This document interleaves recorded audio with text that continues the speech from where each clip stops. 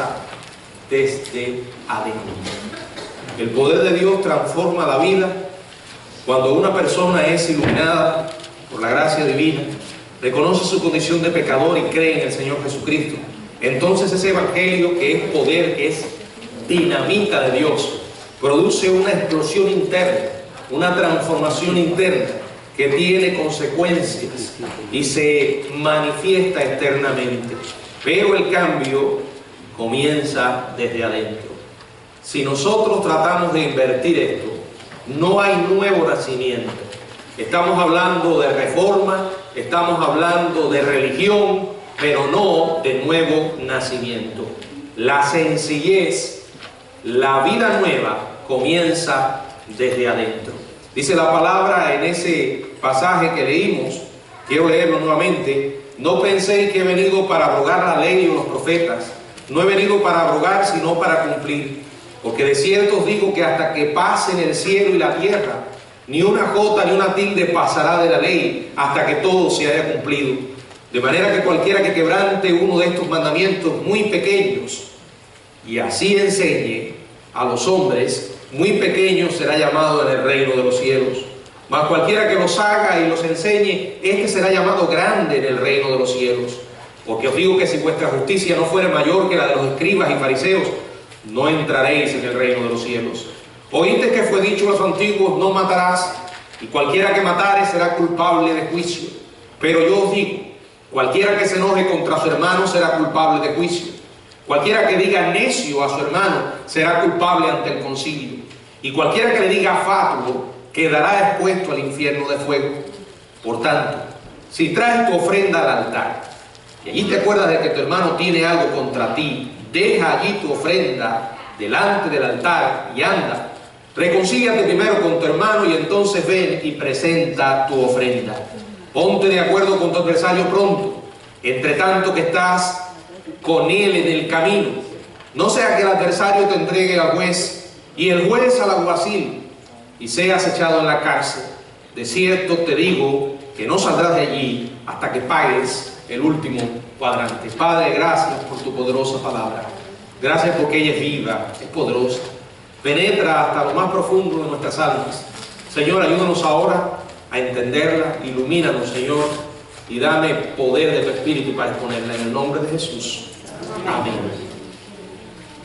Bueno, conservamos las palabras fervientes de los grandes predicadores del pasado, pero como no podemos oír literalmente sus voces y observar sus gestos, perdemos mucho del fuego que originalmente ardió en la vida de estos predicadores.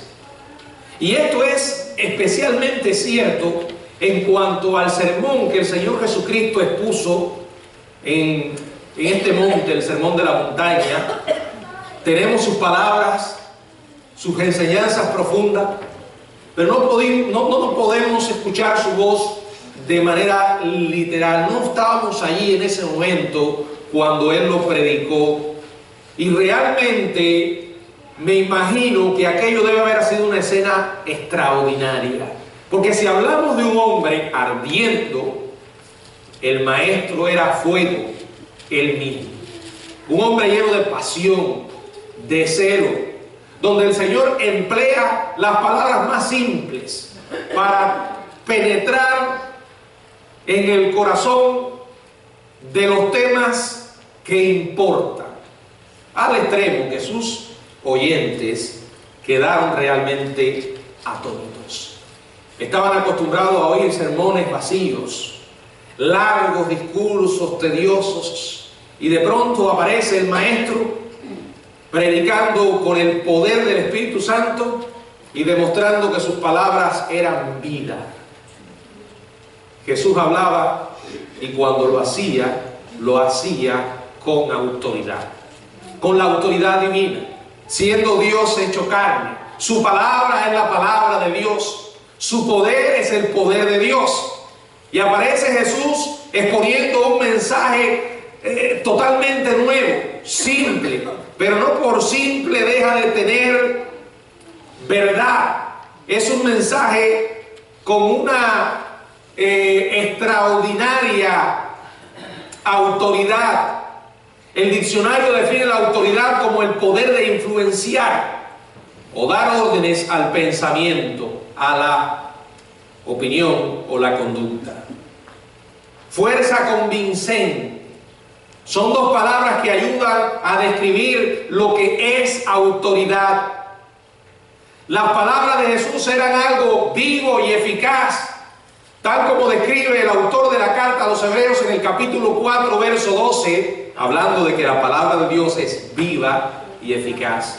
La palabra de Jesús era viva y eficaz, eclipsaba todo código humano de ética o de patrones morales.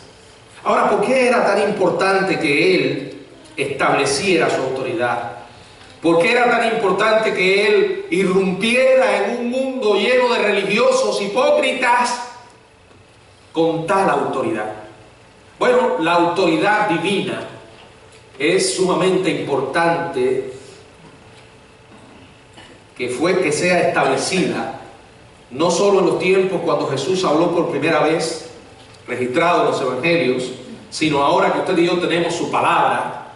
No es palabra de hombre, es palabra de Dios. ¿Por qué? Porque si usted hace a un lado esa norma, esa autoridad, entonces la humanidad se deja arrastrar por cualquier otra cosa. Por ejemplo, alguna opinión humana, personal, tradiciones culturales o regulaciones de algún grupo, o más específicamente, como en los tiempos de Jesús, el legalismo fariseo o farisaico. Jesús tuvo la audacia de llegar ante estas personas cuestionando la autoridad de las viejas tradiciones. Tenían la ley, pero habían cargado la ley de regulaciones, de mandamientos nacidos de tradiciones humanas. Ellos no eran capaces de guardarlo y entonces querían poner esa carga sobre otros, haciendo al prosélito, como dijo Jesús, 2 veces más hijo del infierno que vosotros mismos. Ahora, Jesús llegó con el mensaje de Dios, con la autoridad de Dios, y si hubiésemos tenido o tuviéramos una videocinta, si eso hubiese existido en los tiempos en los que Jesús predicó y exponía ese poderoso mensaje, y hubiésemos estado allí grabando, ¿verdad?, los rostros de todo aquel auditorio, porque los rostros dicen mucho. Por eso yo no suelo mirar mucho los rostros. Trato de enfocarme atrás, ¿verdad? Porque a veces los rostros te pueden animar o te pueden desanimar. Como cuando el predicador está exponiendo la palabra y ve a alguien que está en otro mundo. Su alma está vagando. Lo que está ahí es un cadáver. ¿Qué habría pasado, me imagino, cuando Jesús estaba predicando en los rostros de aquellas personas? Le digo, si hubiésemos tenido la bendición de pasar una cámara y filmar aquellas expresiones, veríamos rostros atónitos, impresionados. Y sin duda también veríamos en esa congregación algunos ceños fruncidos en el momento en que Él decía palabras como esta: no penséis que he venido para abrogar la ley o los profetas. No he venido para abrogar, sino para cumplir. Mateo 5:17. De repente, por primera vez, Él es puesto en foco. Ahora habla de sí mismo, de su misión, de su ministerio. ¿Por qué? Porque aquellas personas, especialmente los religiosos que estaban allí, se estarían preguntando: ¿quién es este? ¿Y a nombre de quién habla? ¿Qué autoridad tiene? Ellos le daban mucha importancia al background, como se dice, de dónde venía este maestro, en qué escuela había estudiado. Y quizás más de uno pensaría: ¿y este quién se cree que es? Está por encima de la ley. Sin embargo, él dice: yo no he venido para abrogar la ley o los profetas. No he venido para abrogar, sino para cumplir. Jesús se dedica a simplificar las cosas y dice: yo no he venido para abrogar, sino para cumplir. Bueno, el Antiguo Testamento constantemente advertía, anunciaba, proclamaba que vendría el Mesías. Durante su ministerio terrenal, Jesús mencionó periódicamente estas palabras: esto cumple lo que fue escrito por el profeta. También cumplió las Escrituras obedeciendo mandamientos éticos y su código moral. De hecho, él hace esta declaración: porque de cierto os digo que hasta que pasen el cielo y la tierra, ni una jota ni una tilde pasará de la ley, hasta que todo se haya cumplido. Jesús viene y viene a cumplir la ley, como él dice, no a abrogar, algo que era absolutamente imposible para los hombres. La ley nunca podía ser obedecida en su totalidad. Y alguien podría pensar: ¿y entonces para qué se dio la ley? Para eso, para demostrar la verdadera incapacidad humana de acercarse a Dios por sus propios medios, para demostrar la imperfección en la naturaleza humana. Lo más simple de la ley, los 10 mandamientos, usted los conoce probablemente de memoria, y también sabrá que lo ha desobedecido al igual que yo muchas veces. Dice la palabra que si desobedecemos en un punto, nos hacemos culpables de todo. Solo vino uno capaz de cumplir la ley, de cumplirla por nosotros y de convertirse en el único medio a través del cual el hombre puede ser justificado, en el único camino hacia el cielo y en la única puerta hacia Dios. Y dice: porque de cierto os digo que hasta que pase del cielo y la tierra, ni una jota ni una tilde pasará de la ley hasta que todo se haya cumplido. La palabra jota es una transliteración del nombre de un carácter hebreo, el más pequeño de los 22 que componen el abecedario judío. Pero la tilde es algo aún menor. Es como si Jesús estuviera diciendo algo como esto: creo de tal modo en la autoridad y la preservación de las Escrituras que ni siquiera un puntito sobre una letra I o el trazo en la T desaparecerán hasta que todo se haya cumplido. Jesús borró toda duda en cuanto a su cumplimiento de las Escrituras y su obediencia a los mandamientos. Repito, ahí estaba la ley, como un espejo en el cual el hombre podía mirar su verdadero rostro. Con total nitidez podía llegar a reconocer que estaba perdido, la fealdad de su alma. Entonces vino Jesús y cumplió a cabalidad la ley. La ley no fue abrogada, la ley sigue, la ley permanece. ¿Para qué? Para condenar a aquellos que rechazan el Evangelio de Jesucristo. Es imposible cumplirlo con nuestros propios medios. Tuvo que venir Jesús, el Dios hombre, y morir en nuestro lugar, vivir y cumplir la ley a la perfección. Pero no se detiene allí. Él sigue hablando y sigue diciendo palabras simples, sencillas, pero a la vez profundas. Dice: de manera que cualquiera que quebrante uno de estos mandamientos, muy pequeños, el más pequeño de los mandamientos, y así lo enseñe a los hombres, muy pequeño será llamado en el reino de los cielos.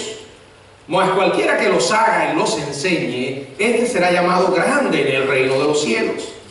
Porque os digo que si vuestra justicia no fuere mayor que la de los escribas y fariseos, no entraré en el reino de los cielos. Quiero que entiendan algo.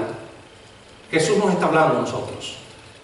Ahora estamos aquí, el pueblo de Dios, leyendo su palabra, guiándonos en sus verdades.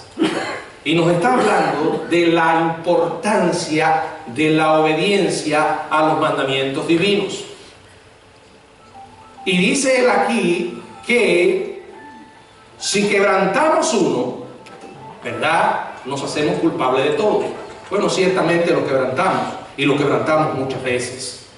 Pero no solamente habla de eso, sino dice: si tú no lo obedeces y lo enseñas, y así lo enseñas, a los hombres, muy pequeño será llamado en el reino de los cielos. Esto no está diciendo, y nadie tome la palabra en el lugar equivocado, que vamos a perder la salvación. Porque ciertamente, ¿quién es el hombre que hace el bien y nunca peque, aún después de haber sido transformado?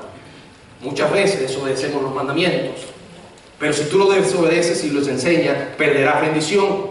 Dice la palabra que serás llamado como pequeño. El hecho de que sea llamado es que no está hablando aquí de salvación, será llamado pequeño, pequeño en el reino de los cielos, mas cualquiera que los haga y los enseñe, este será llamado grande en el reino de los cielos. Nadie tenía más apariencia de piedad que los fariseos. Decían palabras que los parecían o los hacían parecer delante de los demás como unos santos, y que hacían a su vez a los demás sentirse culpables. En lo exterior parecían personas fuera de serie, que cumplían la ley a cabalidad, pero todo era un engaño, todo era una hipocresía. No había tal cosa. En su interior le faltaba el espíritu de la ley.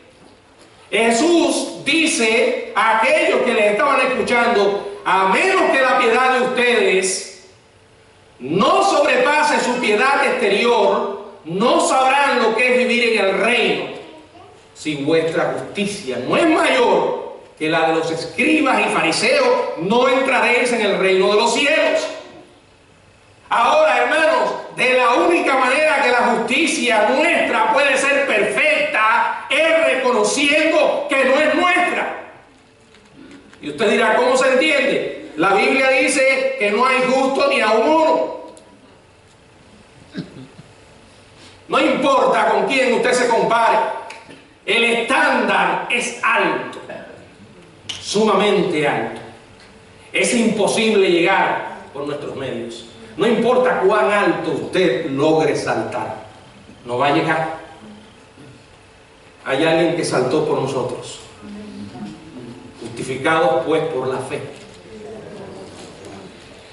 Tenemos paz para con Dios por medio.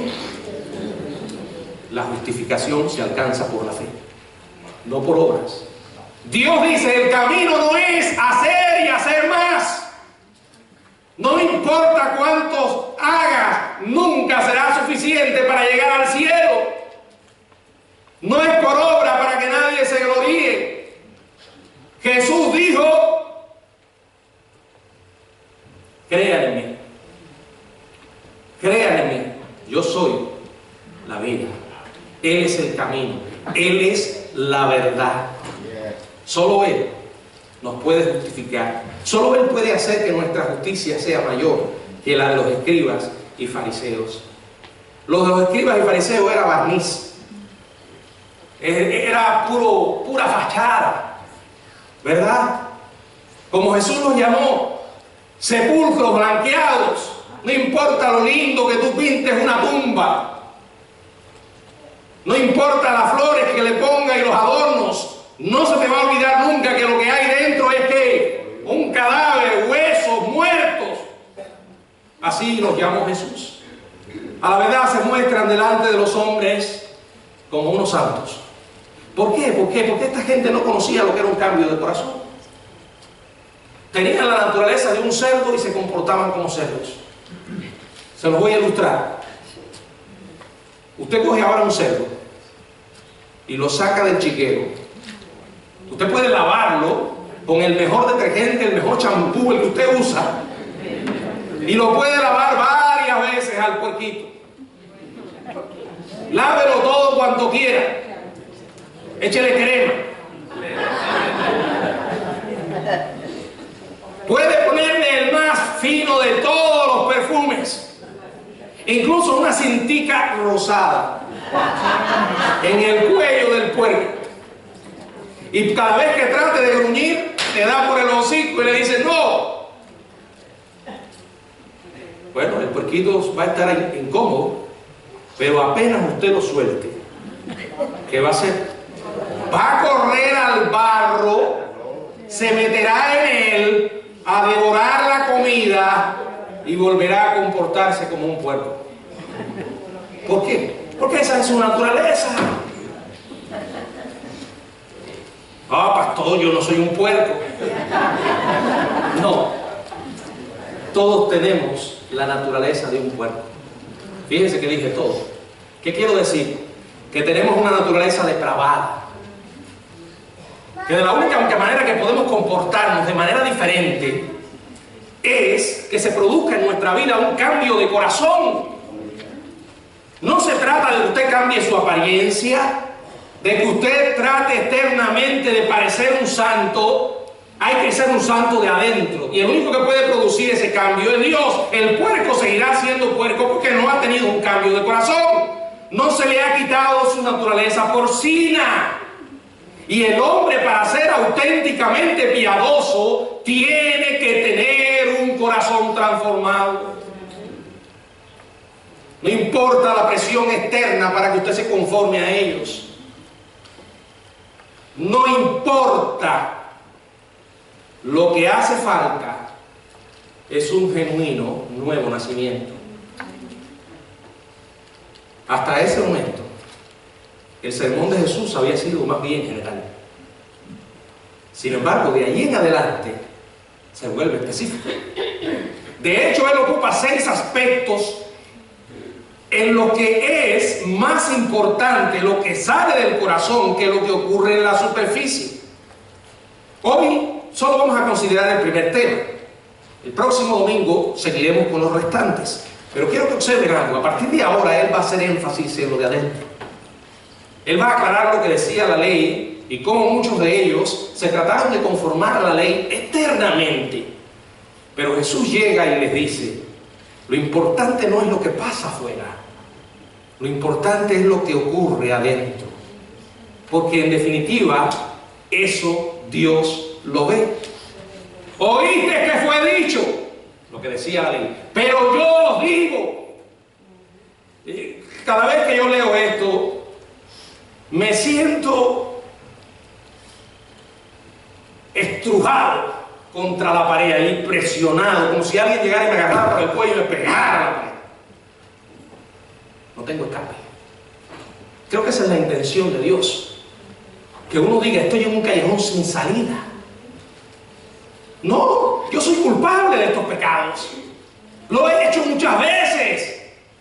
No se trata de lo que hizo menganito o fulanito. No, es lo que hago yo y a veces lo hago todos los días.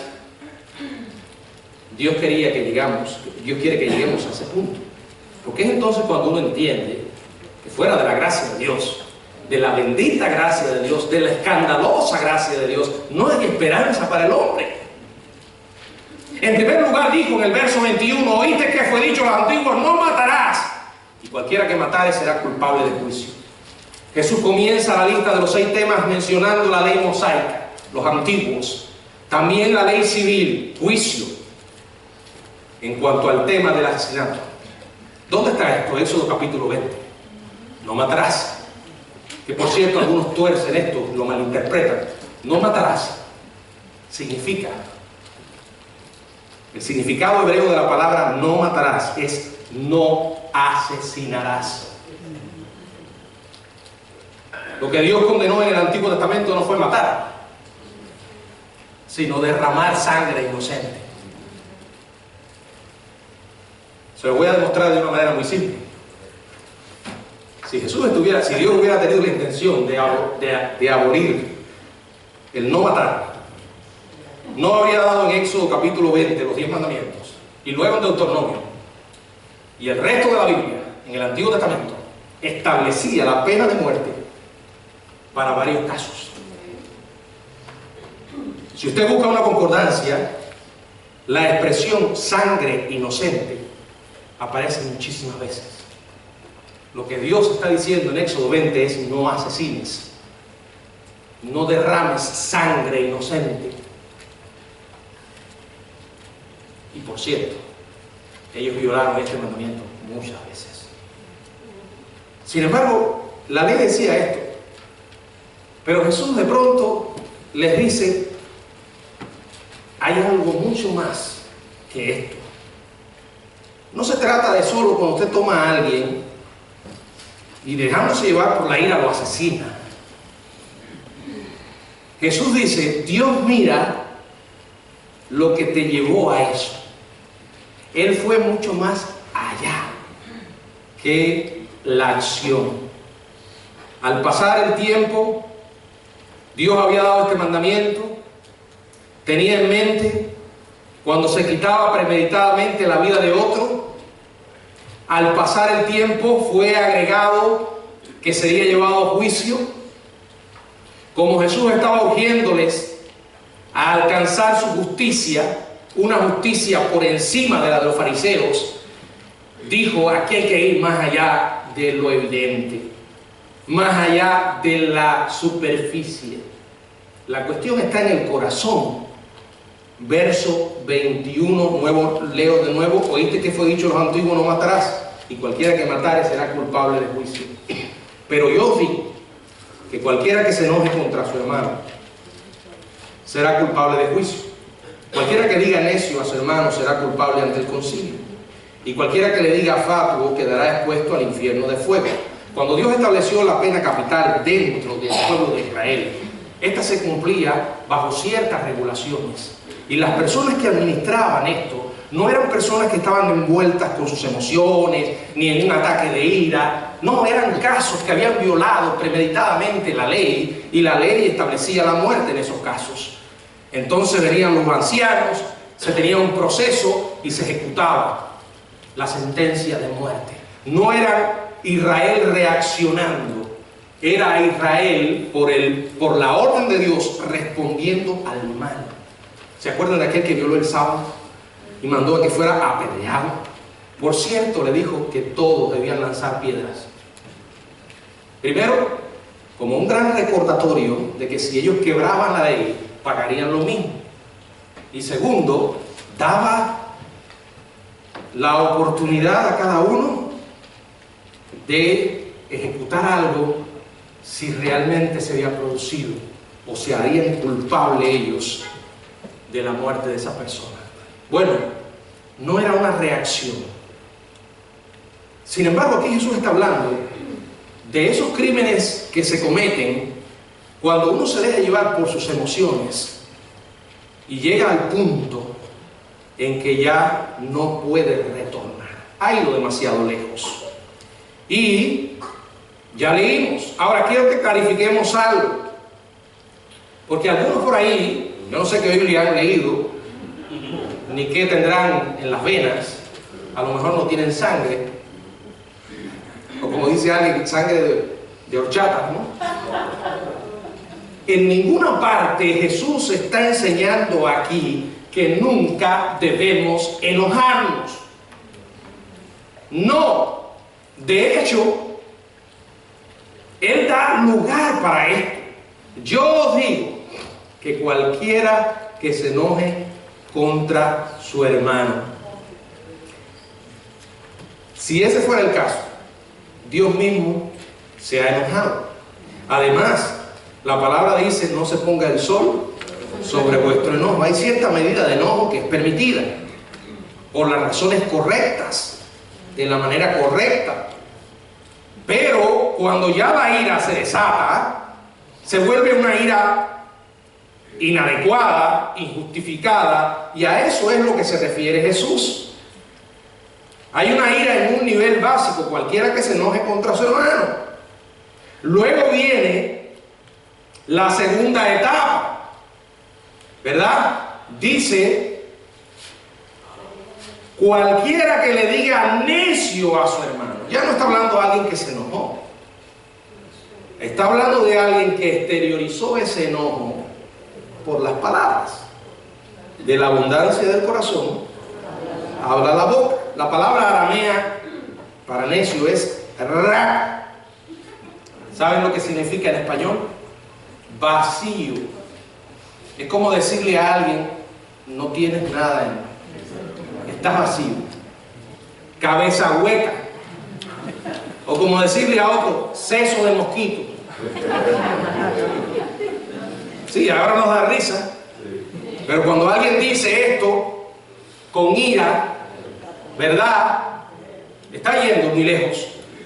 Nos preocupamos muchísimo por no matar a uno literalmente, pero Jesús nos está llevando al punto de decir, una persona no se convierte en homicida cuando toma un arma y le ciega la vida a otro. No, tú eres homicida desde el mismo momento en que dejas que tus sentimientos, tus emociones te controlen y lo exteriorizas, aunque no sea con un disparo, lo haces con una expresión.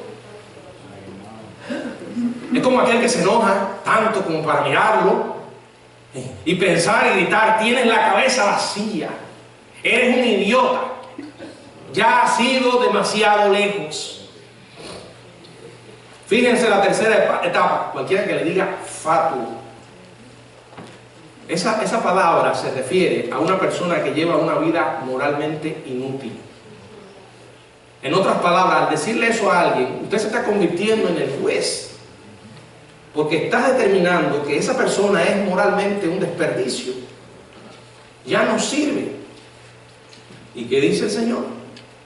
Que seremos dignos del infierno. Quiero que observen esto. Pero yo os digo, dice aquí, cualquiera que se enoje contra su hermano será culpable de juicio. Cualquiera que diga necio a su hermano será culpable ante el concilio. Cualquiera que le diga fatuo quedará expuesto al infierno de fuego. No tratemos de colocar algo aquí que no está. Él no está diciendo que la persona va a ir al infierno. La traducción correcta es que esa persona se hace digno del infierno. Digno del infierno. Que eso es culpa suficiente como para mandarnos al infierno. Y esta tercera etapa ya es un asesinato, un homicidio verbal.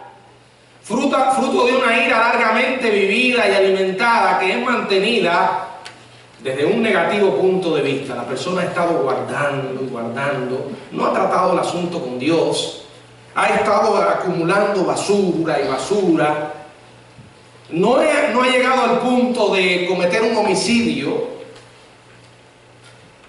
quizás no pensando tanto en la otra persona, sino en las consecuencias legales. Pero llega un momento en que estalla y entonces sale lo que hay adentro.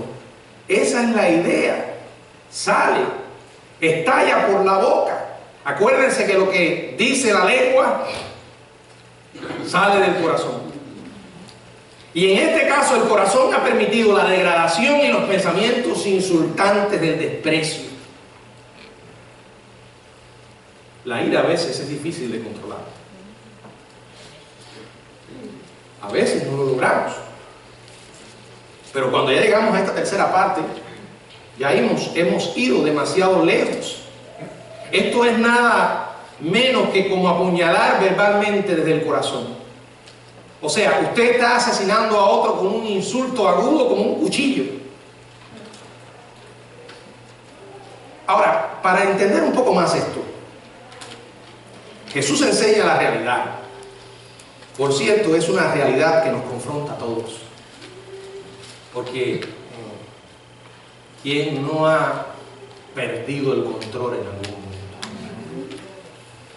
Tal vez las palabras que usted tenga en su colección no sean precisamente estas, pero en esencia dicen lo mismo, ¿verdad? Hay momentos en que nos dejamos llevar por las emociones, los sentimientos y perdemos el control. Por cierto, no se esté llenando de orgullo al decir, no, pero yo nunca voy a llegar a meterme en un centro comercial y asesinar a 4 o 5 personas porque estoy molesto con mi esposa. Entonces busco, la asesino a ella y busco a 4 víctimas, sangre inocente, y las asesino igual. No. Quizás usted no llegue a eso. ¿Sabe por qué? Porque tenemos a Cristo. Pero en esencia nuestra naturaleza es la misma que la que había en Caín. La misma naturaleza homicida. Y no hemos llegado tan lejos por la gracia de Dios.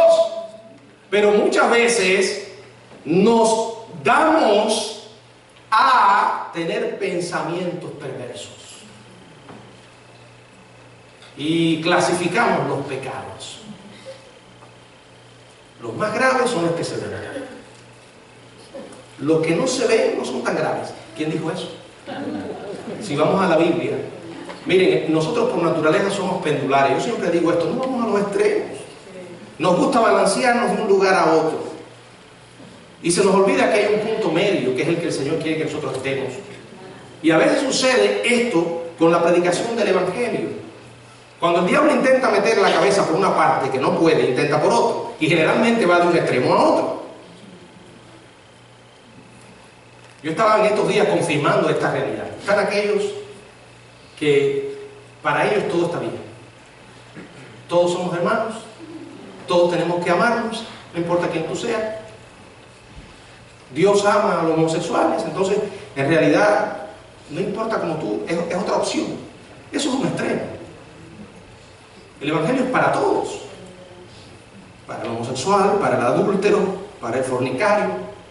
¿De dónde hemos sacado la idea de que la homosexualidad es el pecado capital?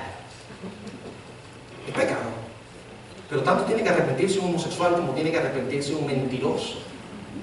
Ah, no, pero un mentiroso, bueno, un mentiroso dice la Biblia en Apocalipsis que será lanzado al lago de fuego. Ah, no, pero ¿por qué menciono esto? Porque esta semana estaba mirando algo que me llamó la atención. Una iglesia bautista, si no me equivoco, el lugar es Westboro, puede decir, Westboro, algo de eso, Baptist Church de ese lugar. Me llama la atención porque estaba mirando un video de esa iglesia, no pasa de 90 miembros, 70, es una iglesia, se llama bautista.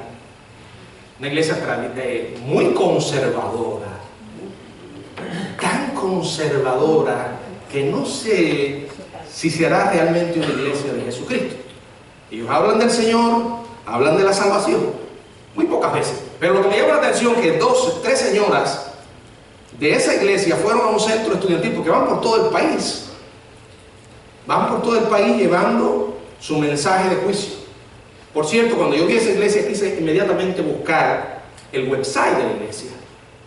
Y el website era Dios odia a los, les voy a decir, voy a usar la palabra suave, a los homosexuales, pero la palabra que ellos tienen ahí en inglés significa otra cosa. Ese es el mensaje de esa iglesia. Y cuando llegaron allí, le dieron la oportunidad de hablarle a aquellos jóvenes y se paró una joven que evidentemente era lesbiana. Y allí la joven le decía, no, porque Cristo murió por los pecadores. Y ella le dijo, no, Cristo no murió por los pecadores, Cristo murió por los pecados de los elegidos. Por cierto, me llamó la atención que esa muchacha conocía mejor teología que la otra señora. Y yo veía aquello y yo decía, pero ¿cómo es posible? Si están teniendo una oportunidad increíble de hablarle a esas personas, ¿por qué no le habla del Evangelio? ¿De dónde sacaron ellos la idea de que hay un pecado mayor que otro? Tienen una cruzada personal contra ese pecado. Bueno, la historia de esa iglesia ha sido peculiar porque ellos han ido hasta funerales donde han muerto soldados, que resultó uno que era homosexual, y allí llegaron a decir, en el mismo funeral, que él se había muerto porque Dios lo había matado en juicio. La verdad es que cuando uno lee la Biblia se da cuenta de que yo siempre recuerdo las palabras de Jesús cuando le dijeron, Señor, ¿tú crees que aquellos sobre los que cayeron la torre eran más pecadores que otros? Porque una torre los había matado. Y Jesús le dice, escuchen esto, antes voy a decirle esto, si todos no se arrepienten, van a perecer igualmente. No somos mejores que otros. Mi pecado no es el de otro, pero también es pecado y tengo que arrepentirme. Y eso es lo que Jesús está enseñando aquí. Y ahora pone claramente un ejemplo. ¿Y por qué contaba esta historia de esta iglesia? Porque es un extremo. Está el extremo de la permisividad y de que todo está bien y que debemos amarnos todos. Y está el otro extremo de estos locos que en vez de ir anunciando el Evangelio van anunciando juicio y no el mensaje de Cristo. El diablo sabe cómo ir de un lugar a otro. Y entonces la gente mete a todos los cristianos por el mismo lugar. ¿Ustedes se acuerdan de aquel personaje que habló cuando sucedió lo que sucedió ahí en el club aquí en Orlando, que fueron asesinados una cantidad de personas por un acto de terrorismo. Y aquel personaje salió diciendo, un pastor, que había que coger a todos los homosexuales y ponerlos darle pena capital. Yo siempre tengo una pregunta para esas personas. ¿Y qué te hace pensar a ti que tú eres mejor que ellos? Bueno, estás en una posición diferente. ¿Por qué? Por la gracia de Dios. Porque te arrepentiste. Y eso es lo que necesitan esas personas. Reconocer que sí, que están perdidos y que los pecados los condenan al infierno, pero hay esperanza. Y esa esperanza está en Jesucristo, y eso es lo que necesita la gente. El poder de Dios cambia vida, no importa cuán profundo estés hundiéndote en tu pantano de pecado. No hay lugar donde la mano de Dios no pueda llegar. Aquí Jesús ilustra con dos ejemplos de la vida diaria. El primero está en el verso 23 y 24. Por tanto, si traes tu ofrenda al altar y te acuerdas de que tu hermano tiene algo contra ti, deja allí tu ofrenda en el altar y anda, reconcíliate primero con tu hermano, entonces ven y presenta la ofrenda. Él presenta el problema. Habló de lo que somos capaces de hacer, pero ahora habla la solución. Está diciendo que si un domingo por la mañana entras a la iglesia, voy a decírselo en el contexto de hoy, comienzas a escuchar la música, los himnos, la lectura de la Biblia, y de pronto te ocurre que viene a tu mente un rostro.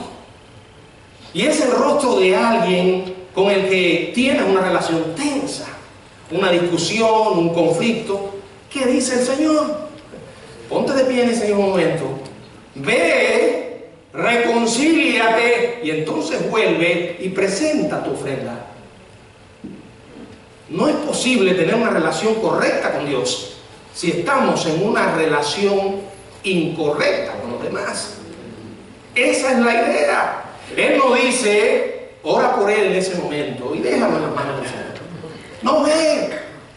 Tampoco dice que lo llames. Bueno, es una opción, pero nada puede sustituir a la presencia, porque en la presencia usted está viendo a la persona, le está viendo el rostro. Y la persona está viendo su rostro también. Ahora, alguien podrá decir, bueno, pero es que yo tengo adversarios.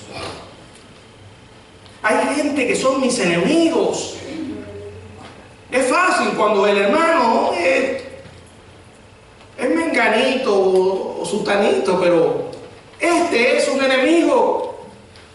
Es interesante que pongamos eso, porque el Señor cubre todas las opciones. Dice, por tanto, dice allí, dice, ponte, verso 25, de acuerdo con tu adversario pronto. Aquí dice adversario. Entre tanto que estás en el camino, no sea que el adversario te entregue al juez y el juez al alguacil y seas echado en la cárcel. En otras palabras, resuelve el problema antes que llegue al tribunal, antes que se transforme en cosas serias. Le gusta defender sus derechos. Somos el tipo de persona que siempre tiene un abogado a la mano, listo para ayudarnos a tener lo que es nuestro. Jesús nos dice que hemos de resolver las cosas fuera de los tribunales, antes que sea algo serio. Porque si no, esa herida se va a infestar. Y esa herida se va a llenar de pus, va a estallar. Y la gangrena perturba toda la relación. La respuesta es simple. Es simple, pero no